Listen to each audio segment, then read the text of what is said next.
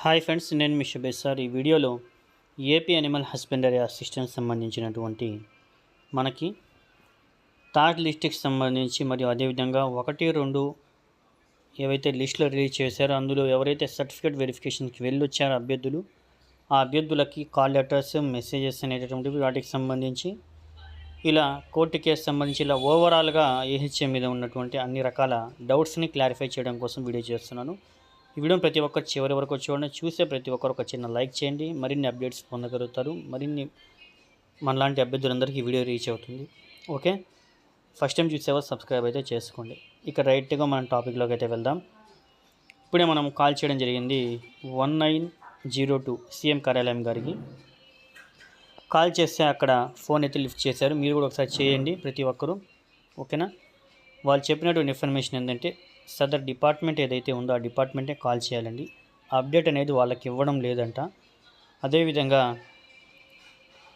అధికారులు ఎవరెవరైతే మీ జిల్లాలకు సంబంధించి ఇప్పుడు అనంతపురం ఉంది, అనంతపురం సంబంధించి 2 మొబైల్ నెంబర్స్ అయితే ఇచ్చారు. అలా ప్రతి ఒక్క జిల్లాకు సంబంధించి ఒక్కొక్క 2 మొబైల్ నెంబర్స్ అయితే ఇచ్చారు కదా, ఆ మొబైల్ నెంబర్స్ కాల్ చేసి అడగడం కూడా జరిగింది. వాళ్ళు చెప్పేటటువంటి మాట ఏంటంటే ఇంకో నెంబర్ ఉంది, ఆ నెంబర్కి కాల్ చేయండి. ఇంకో నెంబర్కి కాల్ చేసి అడిగితే లిస్ట్ రిలీజ్ చేశారా, అది ఎప్పుడు అని చెప్పి వాళ్ళు రివర్స్గా మనల్ని అడుగుతున్నారు. ఇంకొంతమందికి కాల్ చేస్తేనేమో అక్కడ ఉన్నటువంటి నెంబర్స్లోనే వాళ్ళు వచ్చేసి మాకు ఇంకేం పనులు లేవా అని చెప్పి ఆ రకంగా రూడ్గా అయితే సమాధానం చెప్పడము. అప్డేట్ ఉంటే ఉంది, లేకపోతే లేదనండి, లేదా థర్డ్ లిస్ట్ ఉంటే ఉంది, లేకపోతే లేదని చెప్పి చెప్పండి అని చెప్పినా కూడా వాళ్ళు ఏమో మాకు తెలియదు, అప్డేట్ లేదు, ఏమో మాకు తెలియదు, రకరకాలుగా ఈ విధంగా రూడ్గా అయితే సమాధానం చెప్పడం జరుగుతుందండి.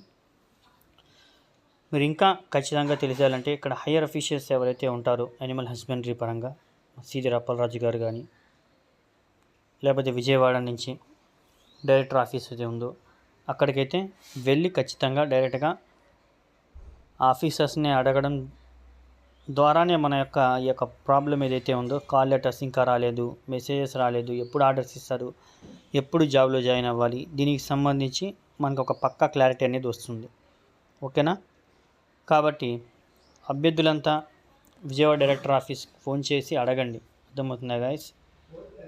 అదేవిధంగా 1902 సీఎం కార్యాలయం కూడా అడగండి. మీరు వాళ్ళకి ట్రాన్స్ఫర్ చేయమని చెప్పండి కాల్.